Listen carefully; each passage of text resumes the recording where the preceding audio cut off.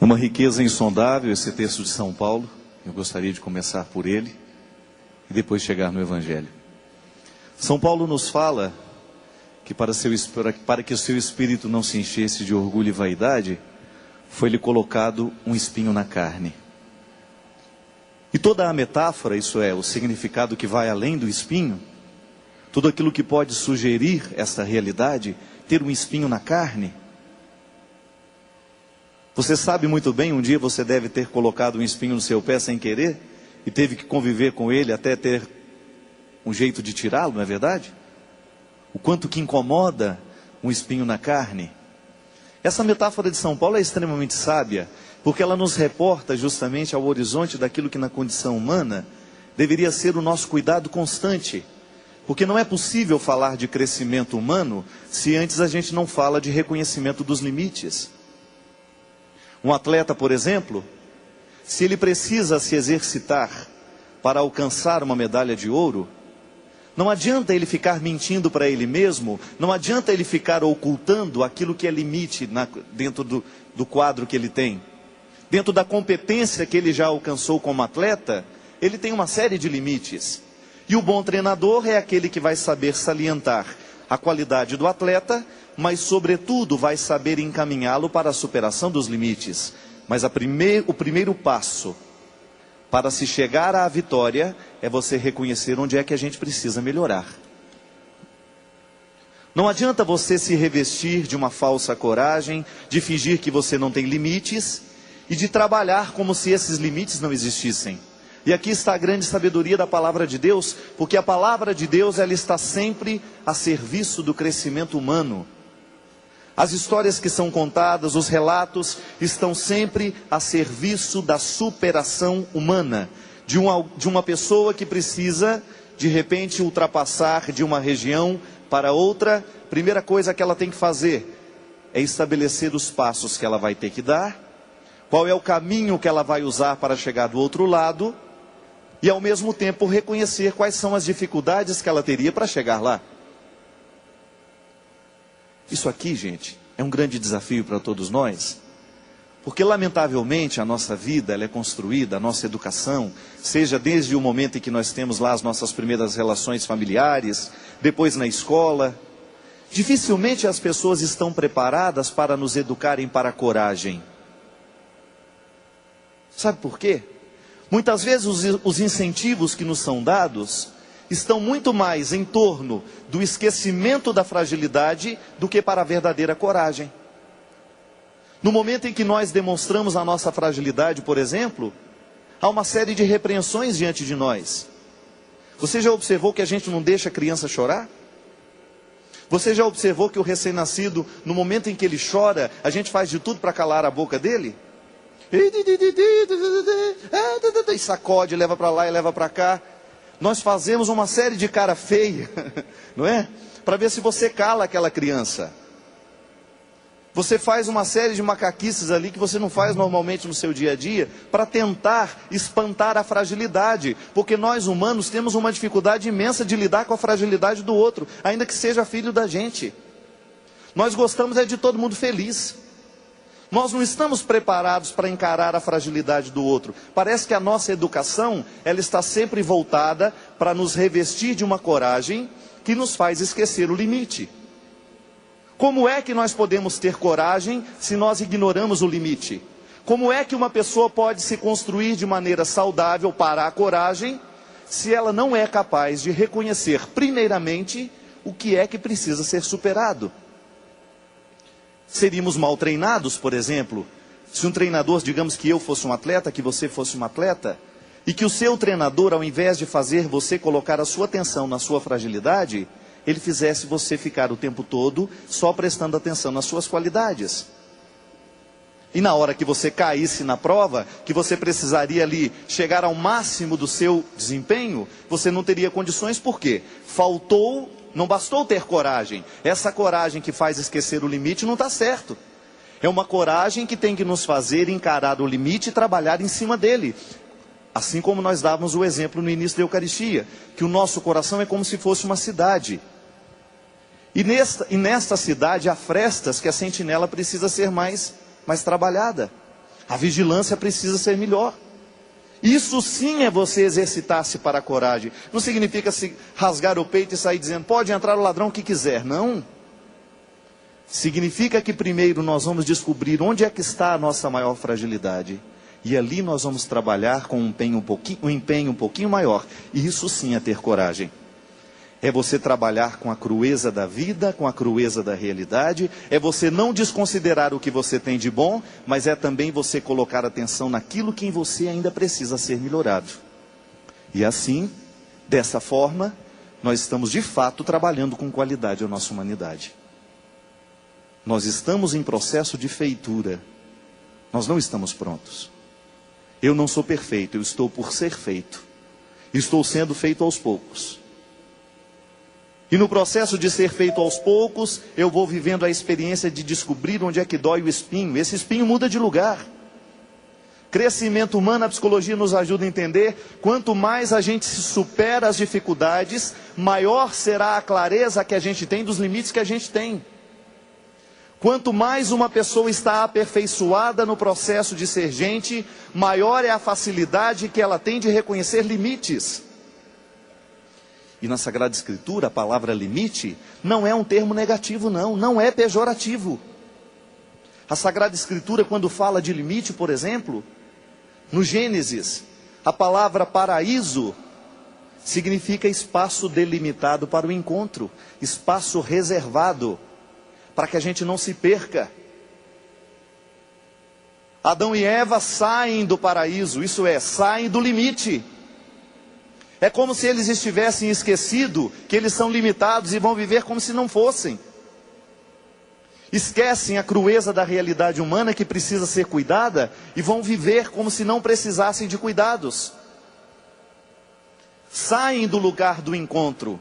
E este espeto aí na carne, esse espinho, em alguns de nós é espeto mesmo, né? Do tanto que espeta a gente e quem está do lado. Tem gente que tem espinhos menores. Tem gente que tem espetos que dá para fazer churrasco para 40 pessoas. Tem gente que é maior, o espeto é maior do que a pessoa. Você olha, a primeira coisa que você vê já é o defeito. Não é assim? Depende do tanto que a gente deixa crescer. Para você retirar um espinho, muitas vezes o corpo precisa o quê? Inflamar. Não é assim? O processo de inflamação é assim, maninho? Manda embora. Maninho, o processo de inflamação, quando a gente põe um espinho, por exemplo, na carne, não ajuda a sair para fora? Manda embora. A inflamação é como se o seu corpo estivesse dizendo, não me pertence não. Tem que adoecer para sair. Tem que tirar fora. E é doído, minha gente. É doído. Outro dia eu dei um exemplo no meu programa, muita gente falou que era uma coisa muito nojenta. Quando você está com furúnculo, é um alívio quando você espreme e sai, não é? Está aquela coisa, ou então aquela espinha assim no canto do nariz, que aquilo ninguém aguenta, não pode nem encostar o dedo. Aí você vai, né, e dá aquela... Vai assim no espelho e suja o espelho todo. Tanta velocidade que vai. Pá! Aí aquela que satisfação. Você tenho certeza que você já fez isso. Você não tem coragem de contar. Eu adoro quando eu espreme, que precisa quase que lavar o espelho. É ou não é bom? Tira aquilo que estava doendo. Gente, uma espinha no canto do nariz é pior que uma pedra no rim. Quanto mais você aperta, você sente que aquele negócio está doendo. Gente, esse trem não é para estar aqui não. Aí, vai embora. A inflamação é um anúncio de que está na hora de tirar o corpo estranho. Aí tem gente que é mais cuidadoso, mais higiênico do que eu. Vai lá, põe aquela pomadinha. Não pode falar o nome, senão vira comercial. Põe a pomadinha, põe, os mais pobres põe pasta de dente. Já pôs pasta de dente também, né? Enfim, de algum jeito a gente tenta se livrar daquilo que está inflamado. E é bom que seja assim. Se tem algum corpo estranho dentro de nós, ainda que seja pelo processo cirúrgico, nós vamos lá e retiramos. O grande problema é que nós não sabemos conviver com as inflamações físicas, mas a gente tem uma tolerância danada com as inflamações que não são físicas, que são do caráter. Existem algumas inflamações que estão no caráter das pessoas, estão no meu caráter. E que se torna insuportável para mim mesmo e para os que estão do meu lado. São as inflamações do espírito, são as inflamações da personalidade. Você pode, se você é muito espiritual, se você é muito religioso, você pode falar que são as inflamações do espírito. Se você já é mais assim, pela linha da psicologia, você vai dizer que são as inflamações da personalidade. Tem gente que é tão aborrecido, tão estragado de inflamação, que você não pode nem encostar. Está toda doída, nada está bom na vida, né? Tudo está infeccionado, está tudo ruim. São aquelas inflamações que nós vamos permitindo que cresçam, que se alastrem. Porque você pode observar, minha gente, quando a gente não tem o cuidado de retirar os excessos do nosso ser, eles se transformam. E vão crescendo, crescendo, crescendo, e vão se tornando maiores do que nós. E aí que entra a grande lição do cristianismo, e que ele pode de fato ensinar a sociedade a ser melhor. É contribuição do cristianismo, porque no processo histórico isso foi crescendo cada vez mais. O cristianismo é uma proposta antropológica, antes de qualquer coisa, porque essa é uma receita para a gente ser gente, por isso é antropológico. Deus não quer que você vire um anjinho na terra, Deus quer que você deixe de ser inflamado, infeccionado. Deus quer que você deixe de ser uma pessoa doente, que você descubra o espinho e que ele indique o trabalho que você precisa fazer naquela região que está o espinho. Aí você descobre o quanto que você pode crescer a partir do termo limite. Você tem um limite, mas ele não é para lhe fazer ficar desanimado com você. Eu sou assim, sou uma pessoa muito ciumenta, não tem jeito para mim não. Tem um ciúme. E não vou mudar não. Tem disposição, mas não. Vai ter que ser do meu jeito, não é? Pronto. Pessoas que geralmente costumam dizer, vai ter que ser do meu jeito, já morreu. Só que ela não sabe. Não quer viver de outro jeito, não quer descobrir um outro jeito de lidar com o espinho que tem. Muitas vezes, por exemplo, a fraqueza. Muitos de nós temos complexo de inferioridade, por exemplo. Como é que é o sintoma deste espinho? Cara feia, arrogância, sabe tudo, não gosta de discutir com ninguém, minha palavra é sempre a última, porque eu sei muito melhor do que você isso. Eu já estudei muito para isso. Complexo de inferioridade. Está lá por trás. Pode observar, pessoa muito arrogante. Sabe qual que é o espinho que está por trás da arrogância? Medo. Pessoa insegura. Tem medo de se expor como pessoa. Por isso, minha gente, que o projeto de Jesus é o projeto da simplicidade que é falada no Evangelho. Olhai os lírios do campo. Eles não inventam nada. Eles só colocam a força neles para serem lírios. Eles não estão no conflito para serem outras coisas. Florescem ao seu tempo, morrem ao seu tempo e são o que são. Isso é simplicidade. A filosofia nos ensina isso. A biologia nos ensina isso. Uma realidade, ela é mais simples à medida em que ela tem um mecanismo que se resolve com simplicidade. Não tem muita confusão para ser o que é. Ela não desperdiça forças para ser outra coisa. Naquele momento em que o espinho nos indica que há uma inflamação a ser curada, nós não vamos ficar cuidando de outras coisas, nós vamos colocar a nossa atenção no espinho que nos espeta naquele momento. Pode ser que esse espinho dure 1 ano, dure 2 anos, e você perceba que pela força do Evangelho, da sua adesão ao cristianismo, você começa a sentir que aquilo está sendo superado. Vida em Deus é assim, é a gente viver a restituição. Aquilo que nos foi retirado pela força do espinho, que está indicando onde que está doente, nós vamos fazendo a reposição pela força do que Deus nos devolve. Como é que Deus se devolve a nós? Pela força da palavra. Você já fez a experiência de ter uma palavra que lhe fez bem? Você já fez a experiência de ser espetado por uma palavra que fez vazar toda a infecção que estava dentro? Existem palavras que têm o poder de nos fazer vazar. E aquilo que lhe incomodava tanto tempo, aquela palavra foi como uma agulha. Foi como uma lâmina que cortou. E cortou e fez vazar tudo que estava estragado. Não existem palavras que cortam? O Evangelho não fala da palavra da língua afiada? O que é uma língua afiada? É aquela língua que tem o poder de vazar as infecções da alma. Quantos de nós aqui já não fomos melhorados por uma palavra que naquele momento doía tanto, e aquela palavra nos impactou e comunicou muito mais do que ela mesma pode saber que comunica? Dilatou dentro de nós. E no momento que a palavra dilata dentro de nós, é como se ela nos desse o poder de enxergar o que antes a gente não podia ver. A hermenêutica, a ciência da interpretação é isso. Na filosofia nós trabalhamos o tempo todo assim. O que é a palavra quando interpretada? Ela abre portas para a nossa compreensão de muitas coisas que antes não podíamos compreender. O processo terapêutico é isso, é a gente ter condições de começar a vazar o que antes nos adoecia. Aí você descobre que aquele espinho não era para lhe tornar mais frágil, era apenas para lhe ter coragem, para lhe dar coragem de dizer que é frágil aquela região, de que aquele lugar está frágil, precisa de cuidado.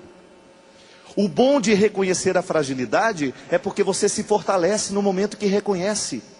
Diferente do momento em que você quer se revestir de uma coragem que você não tem. A pior ignorância talvez seja essa, a gente fingir que sabe. O maior ignorante não é aquele que assume que não sabe, o maior ignorante é aquele que finge que sabe. Fingir que sabe é um jeito que você tem de bloquear para o conhecimento verdadeiro. Quantas vezes na sala de aula, a professora dava uma lição lá e perguntava, todo mundo entendeu? E a gente ficava igual brincando de legume, eu sou brócolis, você é repolho, ela é couve. Ninguém fala nada. Ninguém tem coragem de dizer que não aprendeu. Por quê? Tem medo de ser frágil. Tem medo de reconhecer que você não aprendeu. Tem medo de ser ridicularizado. E o mais interessante, minha gente, é que se um tem coragem de dizer que não aprendeu, os outros começam a se encorajar para dizer que não aprenderam também. Estou errado? Quantas vezes na vida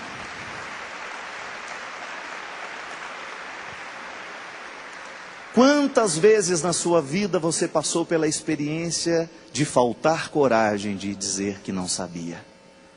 E aí sabe o que aconteceu? Perdeu a oportunidade de aprender. A pessoa falou uma palavra bonita perto de você e você faz aquela cara de inteligente. Você entendeu nada, não está sabendo nem o que está falando. É igual minha mãe, né? Já contei isso outro dia. Minha mãe, uma vez, ela viu fazendo o lançamento do meu livro. E depois à noite já falou, você falou tão bonito, hein? Não entendi nada, mas estava bonito. Não entendi nada que você falou, mas estava bonito demais. Às vezes nós somos assim. Não que a minha mãe tenha sido, né? Foi a simplicidade dela. E eu falei, mãe, se a senhora achou bonito, só já entendeu metade. Às vezes, minha gente, por medo de expor a nossa fragilidade, a gente não vai nem no médico.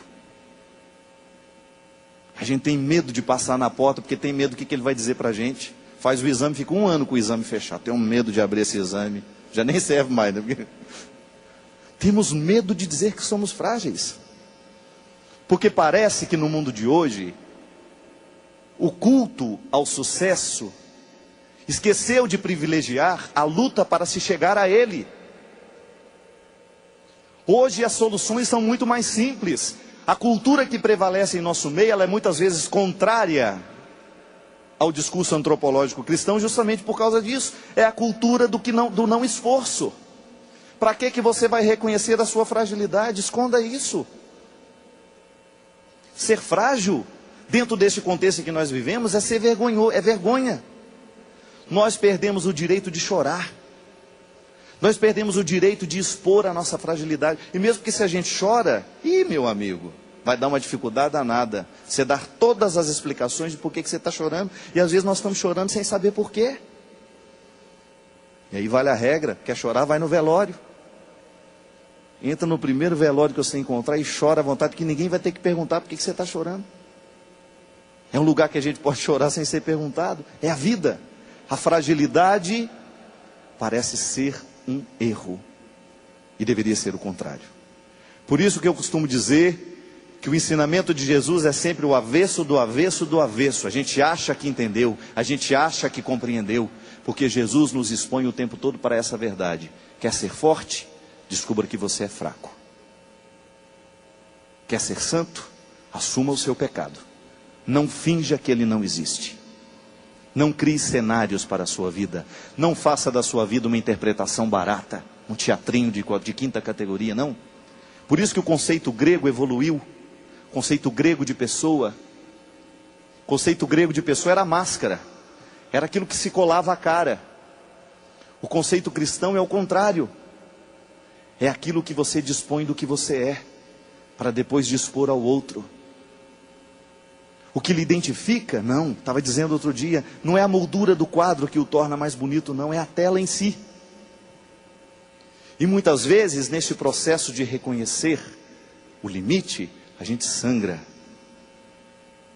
E você pode ter certeza que no momento que você sangra, você purifica o que você é.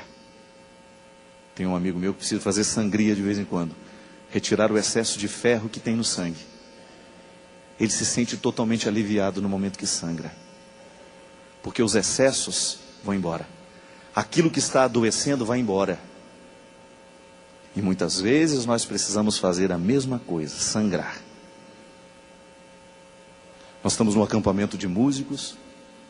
Um dos maiores poetas da música popular brasileira um dia disse isso.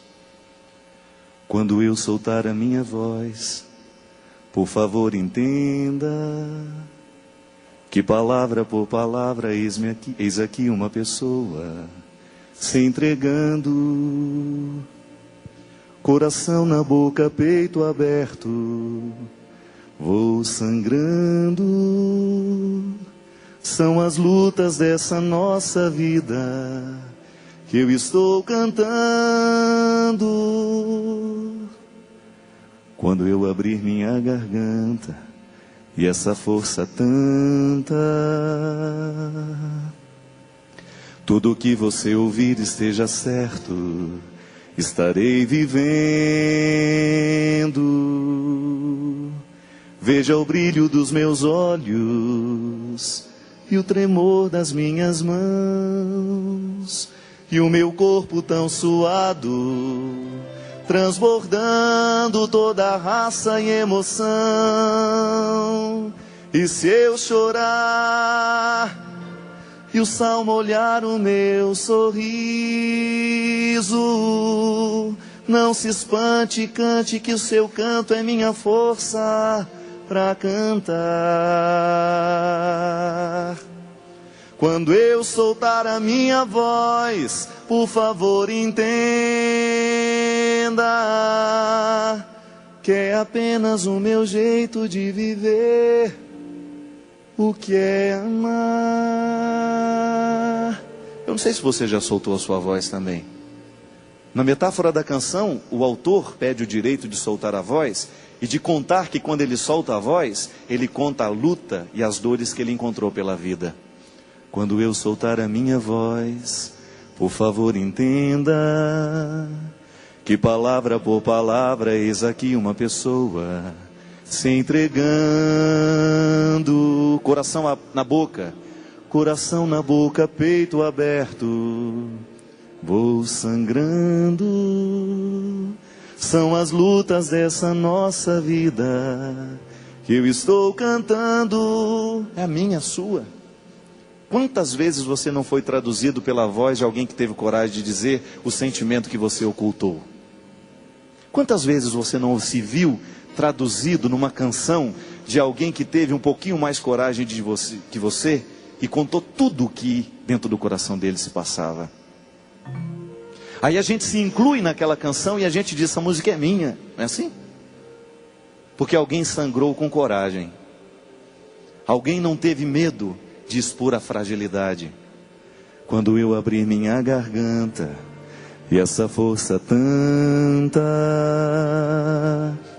tudo que você ouvir esteja certo, estarei vivendo. Veja o brilho dos meus olhos e o tremor das minhas mãos e o meu corpo tão suado, transbordando toda a raça e emoção. Aí o cantor tem coragem de dizer que quando ele sobe no palco para cantar a história dele, ele ainda continua sentindo medo. O medo não vai embora porque a canção já foi feita. A cada vez que ele tiver coragem de subir no palco e dizer que as mãos dele ainda tremem para cantar o que ele sente, é como se ele estivesse dando a nós, entregando a nós uma chave para interpretar que nós também somos assim. E que no momento em que ele se expõe como pessoa, toda a humanidade está sendo exposta nele também. Nós somos todos iguais, minha gente. Nós sofremos tudo do mesmo jeito. Nós padres, nós precisamos viver. Quanto mais a gente buscar a autenticidade dos nossos sentimentos, será melhor para a gente ser padre e será melhor para você viver do nosso lado. Não adianta a gente fingir que a gente não sente, não adianta a gente fingir que é forte, você vai perceber logo. É muito mais fácil, é muito mais honesto eu deixar cair a minha máscara e você me ajudar como meu amigo, do que eu fingindo que como padre eu não tenho problemas. É muito mais honesto eu como padre dizer que eu também tenho medo da morte, do que ficar fingindo uma coragem que eu não tenho. Porque se você me vê com medo, mesmo sendo padre, e aí você começa a me enxergar como ser humano, você vai descobrir que você pode ser meu amigo também. Que não sou uma pessoa pronta para dar respostas, que não sou uma pessoa pronta para resolver os problemas do mundo, não. Talvez você carregue o mesmo fardo que nós padres. Talvez você tenha se tornado naquela pessoa que ninguém admite que você tenha problemas, que ninguém admite que você tenha fragilidade, mas por causa disso, você não teve coragem de sangrar. E se eu chorar, e o sal molhar o meu sorriso, não se espante, cante, que o seu canto é minha força para cantar. Quando eu soltar a minha voz, por favor entenda que é apenas o meu jeito de viver, o que é amar. E assim, você vai descobrir que amar é isso. É você fazer a ultrapassagem da ponte. Amar é uma fragilidade, sim, e não tem como você fingir isso, tá? Cada vez que a gente ama, a gente se sente frágil, que é como se a gente ficasse na mão do outro. Não é assim? E aí é que entra a força daquele que te ama de verdade. Aí ele não vai te faz sentir nas mãos dele, ele te faz sentir dando as mãos a ele. Aí é diferente. Uma coisa é você estar na mão do outro, outra coisa é você estar na mão segurando a do outro. Aí a fragilidade termina. E eu acredito que esse seja o momento em que a fragilidade vai embora de verdade. Alguém doente no hospital, o médico chega e segura na mão do paciente. Alguém está com medo porque não enxerga direito de atravessar uma rua e não tem medo de ser cego, está ali parado porque não sabe ir sozinho. O outro vem e segura na sua mão e dá um jeito de atravessar. E o outro assume que é surdo, que não ouviu, e o outro vem e dá a informação que ele não captou. Sangrou. Mostrou que há um espinho, que há uma fragilidade. Sou ciumento, sim. E me ajude a viver. Me ajude a superar o meu ciúme. Sou limitado mesmo e muitas vezes o meu limite me domina. Me ajude. Sou mentiroso mesmo. Me ajude a não mentir. E aí a gente começa a arrancar as máscaras. Para que viver mascarado? Seria tão mais fácil se a gente tivesse relações humanas que nos possibilitassem a coragem de dizer quem somos. Ô minha gente, eu não tenho medo de errar. Não sou pessimista, não. Não tenho medo de errar. Eu não sei se você tem mais de 5 pessoas que de fato conhecem os seus segredos. Eu não sei se você tem mais de 5 pessoas que sejam capazes de entrar naquilo que você tem de mais sagrado e precioso. Aquilo que você fez e que mais te envergonha. Eu não sei se você teve 5 pessoas para quem você contou. Descubra o que mais lhe envergonha ter feito nessa vida. Qual foi o seu maior defeito até o dia de hoje? Qual foi a sua maior fragilidade? E confesse a si mesmo. Para quantas pessoas você contou isso? Para quantas pessoas você teve coragem de sangrar? Para quantas pessoas você teve coragem de mostrar o avesso daquilo que a gente vê? Eu vejo o lado direito, mas eu tenho certeza que você desejaria que alguém visse o avesso. Eu tenho certeza que você gostaria que a sua cidade fosse enxergada pelos muros de dentro. Gente que te enxerga por fora, já tem demais. gente que te enxerga por dentro, são raras as pessoas. E se eu chorar e o salmo olhar o meu sorriso, não se espante, cante que meu canto pra cantar. Canta comigo? Quando eu soltar a minha voz, por favor entenda, é apenas o meu jeito de viver. E aí, conversão é isso, dentro de casa é isso. É você começar a educar o seu filho para que ele tenha coragem de soltar a voz.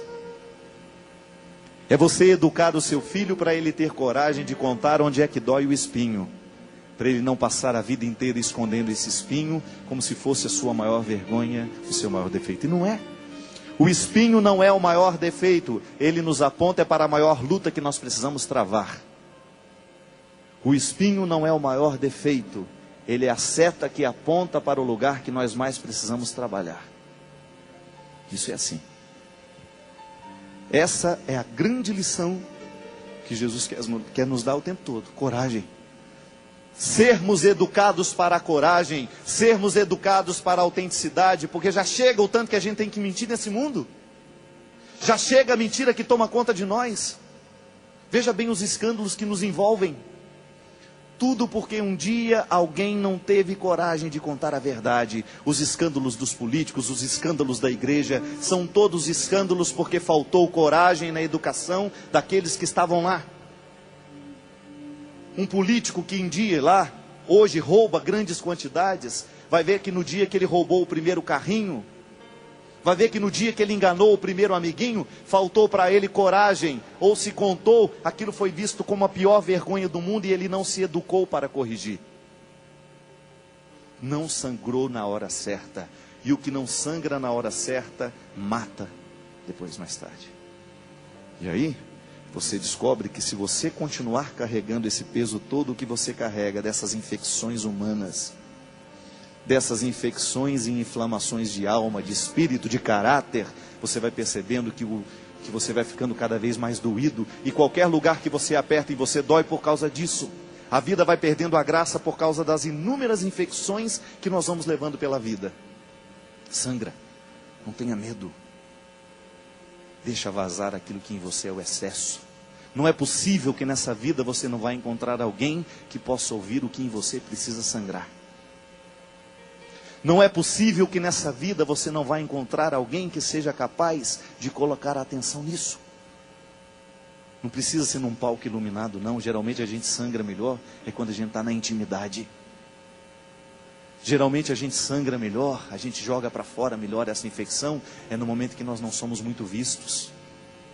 Em que a gente tem a coragem de tirar essa couraça. E aqueles que fingem que são corajosos, tira essa armadura. Com essa armadura você não vence guerra, não. Essa armadura pesada que está escondendo quem você é, para que isso? Para que fingir uma coragem que não se tem? A pior falta de coragem é fingir que tem. É muito melhor a gente ter coragem de dizer que tem medo. E do medo, quem sabe, então você passe a coragem. Assumiu a fragilidade, é o primeiro passo. Não existe possibilidade de se chegar ao resultado sem antes ter passado pelo processo que nos leva a ele. Não tem jeito de queimar etapas, não. Ou então você não é gente. Para gente, para as pessoas, o processo é sempre doloroso, de retirar espinhos e de ver vazar o que nos estraga. Quando eu soltar a minha voz, por favor entenda.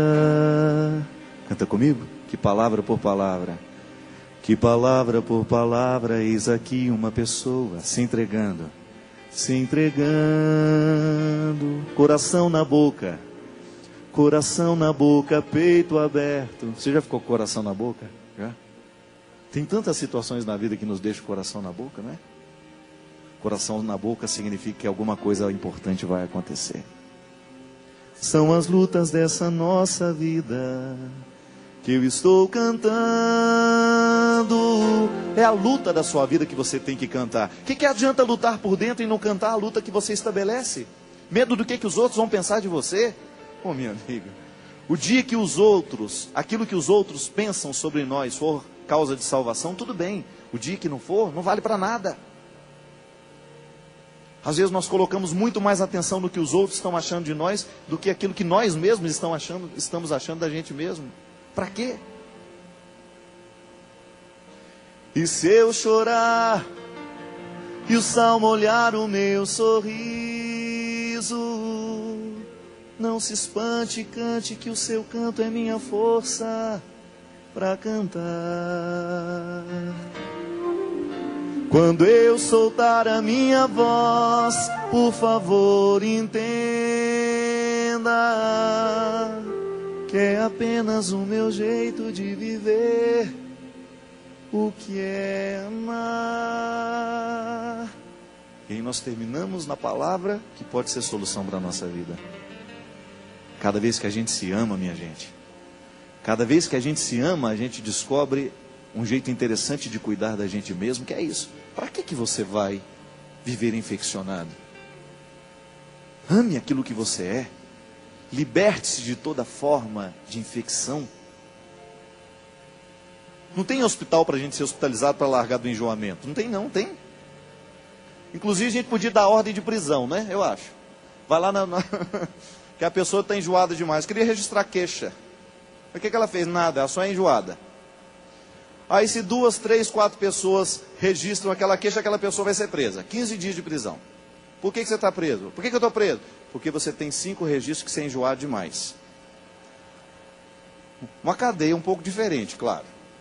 Precisa ser a mesma do Fernandinho Beiramar. Precisa ter televisão, né? TV a cabo. Pode ser uma televisão, uma mais simplesinha. Você vai viver aquele processo de desintoxicar onde? Tem hospital para gente enjoada? Não. Gente aborrecida, mal-humorada? Está internada, o que é mau humor? Não tem. Tem remédio para mau humor? É só dizer onde está o espinho e ali começar a trabalhar para tirar a infecção. Eu sei onde estão os meus, você sabe onde estão os seus. Inho, cada um com seu espinho, né? Adriano fala o tempo todo. Cada um com seu espinho, só que aí tem um detalhe. Se eu não cuido da minha infecção, eu infecciono quem está do lado, faço mal a quem está do lado. Eu estrago quem está do meu lado. Que minha infecção pega. É como se contagiasse. E aí a gente vai ficando estragado e a gente vai vivendo para estragar. E tem que ser o contrário. A gente tem que viver para se ajudar. E como é que a gente se ajuda? Dando ao outro coragem de dizer o que está doendo dentro dele. Isso tem que ser dentro de casa, tem que ser do jeito nosso de ser amigo. Avalie como é que você é amigo dos outros. Se você é uma pessoa que dá ao outro coragem de contar as infecções dele. Se você consegue criar espaço de tratamento para o outro. Se você é uma pessoa que consegue levar o outro ao processo da cura, pela própria coragem que você coloca nele de dizer a você o que está doendo. Flavinho tem uma música que eu gosto muito. O amor vencerá. Podia cantar com a gente? Quando a gente precisa estabelecer uma batalha, está ali. Quando a gente precisa estabelecer uma batalha, o único jeito que nós temos de atingir aquilo que não é físico em nós, porque coisas físicas você vai ao médico e ele vai radiografar e vai descobrir. Mas quando você tem alguma coisa que não é físico em você, e que está doendo, e que está estragado, e que está machucado, ô meu amigo, é na sua reserva de amor que você tem que mexer. Porque em última instância, o que vai sobrar de nós é aquilo que a gente conseguiu amar da gente mesmo. E o que vai ser curado? É aquilo que a gente conseguiu amar de nós mesmos. E você pode, padre, mas como é possível amar o que eu tenho de pior? Desafio cristão, não sou eu que estou dizendo. Entenda-se com ele. O problema é seu e dele. Eu estou apenas pregando o que o Evangelho diz. Que se você não se acolher no seu limite, você se perde. Que se você não põe atenção nas frestas da sua cidade, os saqueadores, como é que chama isso? Saqueadores vão levar tudo. Então ame-se. Restaurar os muros é um jeito de amar-se. Põe a mão nesse coração aí agora. Vamos pedir a Deus hoje a graça. descobrir tudo aquilo que hoje em nós está infeccionado, doente, machucado, tudo aquilo que em nós hoje precisa ser costurado, mandar para fora essa infecção e viver o processo da cicatrização. Primeiro é preciso sangrar, e para isso, o amor de Deus por nós, a ternura, a certeza de que é preciso abrir essa carne, de que é preciso reconhecer o que a gente tem de mais frágil, para que depois a gente possa viver o processo da coragem. Se alguém te fez sofrer, alguém te fez chorar, creia que alguém quer te fazer sorrir. Se buscando o amor só se decepcionou, creia que alguém quer revelar-te um eterno amor. Pois é assim que um Deus te amou e acolheu as fraquezas do teu coração.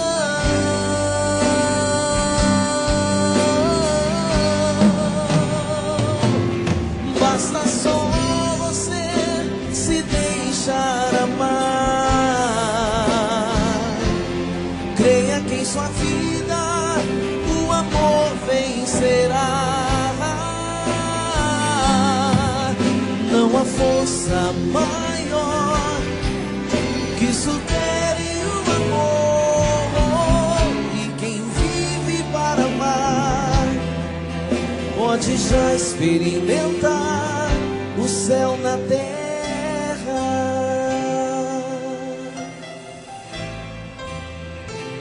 Mais uma vez faça essa experiência. Feche os seus olhos um pouquinho.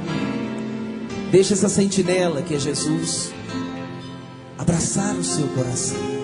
Cuidar dos saqueadores. Escute. Se alguém te fez sofrer, alguém te fez chorar, creia que alguém quer te fazer sorrir. Deixe-se amar. Se buscando amor só se decepcionou, creia que alguém quer revelar-te um eterno amor.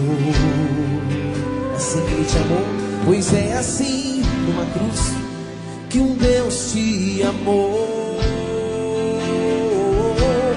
e acolheu as fraquezas do teu coração.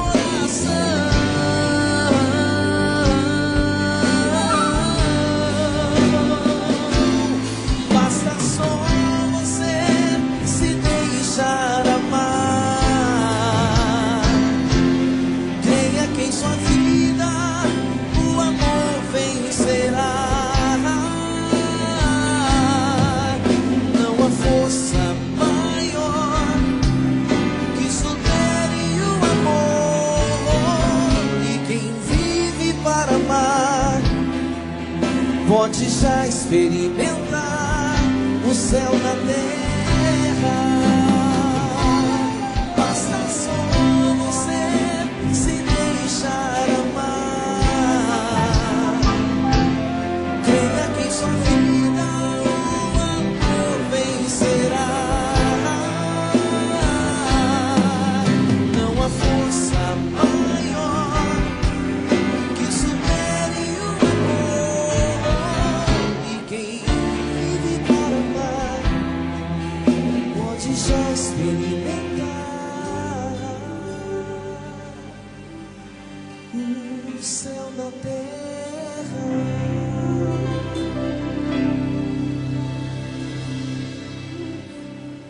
Erga-se para proclamar que esse céu começa a partir de você,